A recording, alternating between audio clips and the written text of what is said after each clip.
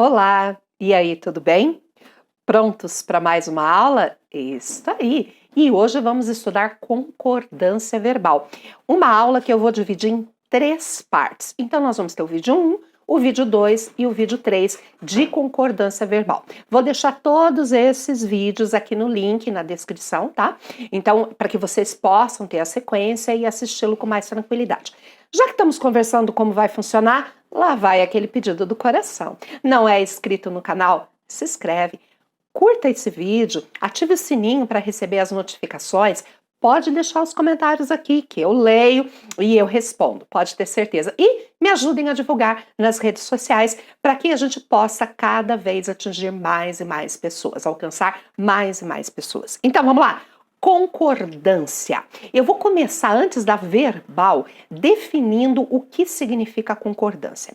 Concordância é a igualdade, é a proximidade, é a semelhança, como o próprio nome diz, é a concordância.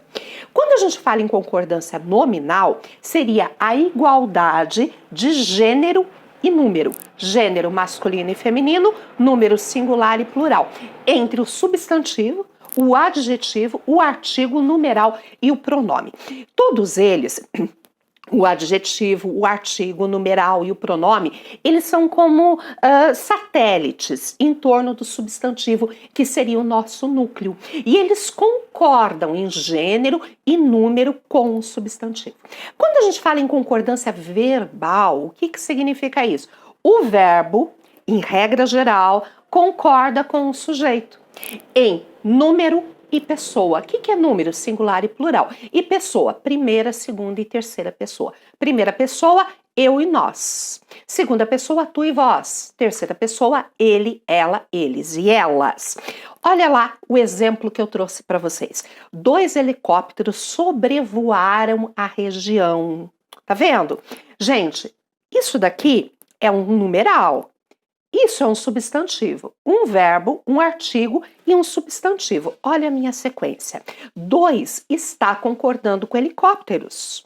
Por que 2 está concordando com helicópteros? Porque ele está, como falei, como um núcleo. É o substantivo. Vamos colocar 2 naves no lugar de helicóptero e ia colocar 2.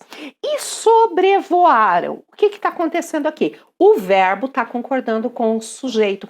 Quais são as perguntinhas que eu faço para descobrir o sujeito? Encontrei o verbo e pergunto para ele: o que é que? Quem é que? Repetindo para gravar.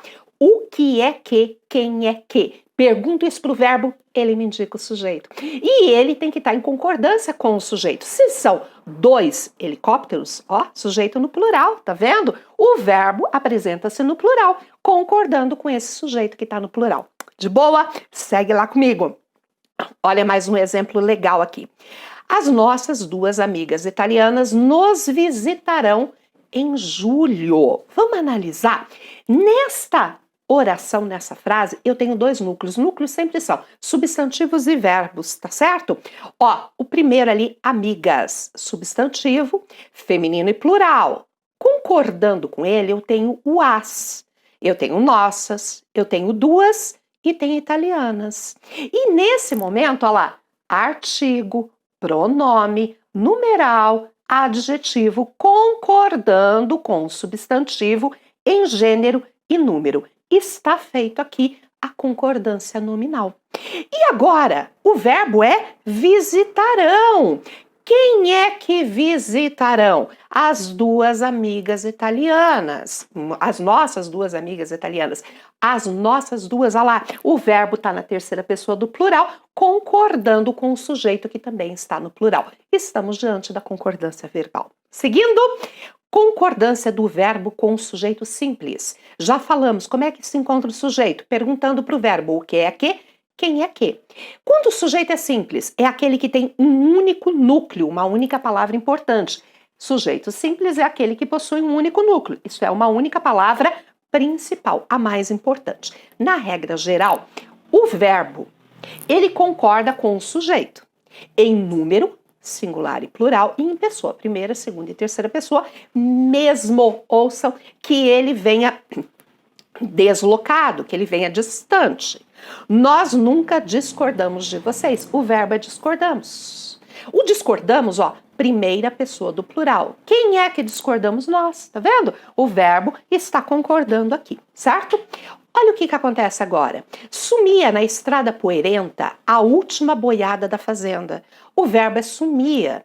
Aí eu pergunto, quem é que sumia? A última boiada poeirenta. A última boiada da fazenda. Gente, esse é o meu sujeito, tá vendo? Ele tá distante, aliás, o sujeito veio depois do verbo, trazendo aí uma ordem inversa, sem problema nenhum. A concordância continua acontecendo. Sujeito na terceira pessoa do singular, ela, a boiada, o verbo fica na terceira pessoa do singular. Não importa a posição do verbo, antes ou depois do sujeito simples. A concordância é sempre feita com o núcleo dele, ok? Bom, aí o sujeito coletivo. O que é o sujeito coletivo? É aquele que a palavra está no singular, mas ele representa um grupo, um todo. Esse é o coletivo, tá? Quando o sujeito for representado por um substantivo coletivo, o verbo ficará na terceira pessoa do singular. Ó, a torcida invadiu o campo e agrediu o juiz. O verbo é invadiu. Quem é que invadiu? A torcida, tá vendo a torcida? Singular, mas representando um grupo. A torcida invadiu. Ah lá, terceira pessoa, concordando com ele, tá? Ah, cuidado aqui. Quando o sujeito coletivo estiver acompanhado, presta atenção, de adjunto ou distante do verbo. Aí eu posso, ou seja, quando ele estiver especificado, quando esse sujeito coletivo estiver especificado, eu posso ter o verbo no singular, como manda a regra, ou ele pode vir no plural. A mesma coisa se ele estiver distante do verbo. E aqui vem os dois exemplos do que eu acabei de falar. O grupo de estudantes gritava ou gritavam palavras de ordem, tanto faz. Ó, o grupo de estudantes, o núcleo é grupo, tá? Se fosse só o grupo gritava. Joia? Mas vocês estão vendo que eu tenho de estudantes, então é um adjunto, é um complemento, é especificando ali. E aí eu posso ter gritava ou gritavam. O elenco coletivo, tá certo? Olha onde é que está o nosso verbo, ele está distante. O elenco se reuniu, aqui não tem problema nenhum, aqui não dá para ter duas, admitir duas, porque ele não está especificado, o verbo está próximo dele, fica na terceira pessoa do singular. Ó, o elenco se reuniu e depois de 15 minutos de discussão, tá vendo? Olha como veio, foi intercalado expressões, veio de novo um verbo referindo-se ao elenco e aí eu posso pôr resolveram ou resolveu continuar o espetáculo. Então, se eu tiver um sujeito coletivo e ele estiver distante do verbo, pode ir para o singular, ficar no singular como a regra ou ir para o plural. De boa? Ótimo!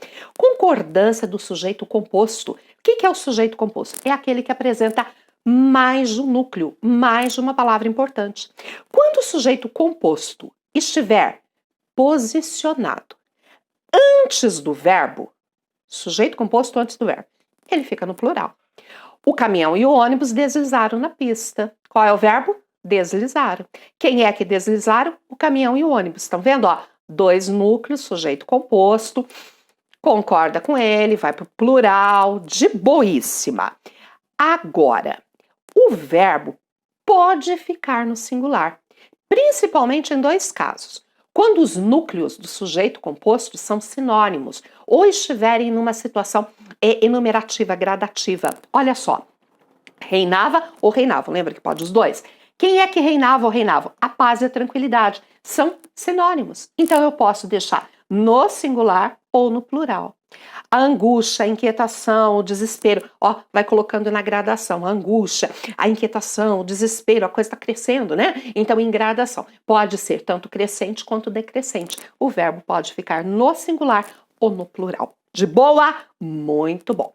Quando o sujeito composto estiver depois do verbo, porque nós estávamos vendo quando ele está antes, né? Quando ele estiver depois do verbo, ele poderá concordar com o termo mais próximo ou ficar no plural. Assim, ó, foi ao parque de diversão o filho, a mãe e o pai. Cadê o verbo? Foi. Quem é que, lembra? Quem é que e o que é que? Quem é que foi?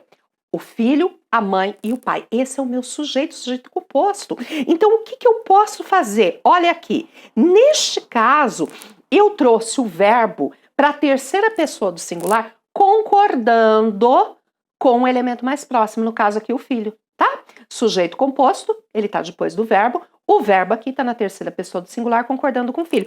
Ah, Eliana, mas eu posso fazer a concordância jogando tudo no plural? Pode, olha aqui. Foram ao parque de diversão o filho, a mãe e o pai. Nesse caso, está aqui o sujeito composto depois do verbo e o verbo está na terceira pessoa do plural, concordando com o sujeito como um todo e não só com o último elemento. Tanto faz a critério daquele que está escrevendo e elaborando seu texto. Depende do que você mais quer chamar atenção, né? Quando o verbo for constituído por pessoas gramaticais diferentes, né? Ele ficará no plural. Agora, olhe. Se a primeira pessoa, o eu e o nós, faz parte, né, desse sujeito, o verbo vai para a primeira pessoa do plural. Você, ó, sua prima e eu, olha o eu, iremos. Sempre vai ter no plural, né? Mas aí eu jogo na primeira pessoa do plural porque eu tenho dentro do meu sujeito composto a presença da primeira pessoa, ok? E se eu não tiver a primeira pessoa, eu e nós? Aí ela não faz parte. Eu vou ter a segunda pessoa ou a terceira pessoa do plural. Posso colocar nos dois casos, ó. Tu e teu amigo ficareis. Olha que bacana. Ficareis. Ficareis está na segunda pessoa do plural. Tá vendo, ó? Tu e teu amigo. Olha embaixo como eu posso construir. Tu e teu amigo ficarão. Eu posso jogar na terceira pessoa do plural. Segunda pessoa do plural ou terceira pessoa do plural, se não tiver no sujeito composto a primeira pessoa. Tá certo? E com isso, a gente encerra esta primeira parte de concordância verbal. Como eu disse, vai estar aqui na descrição do vídeo as outras partes para a gente continuar estudando. Até o nosso próximo encontro.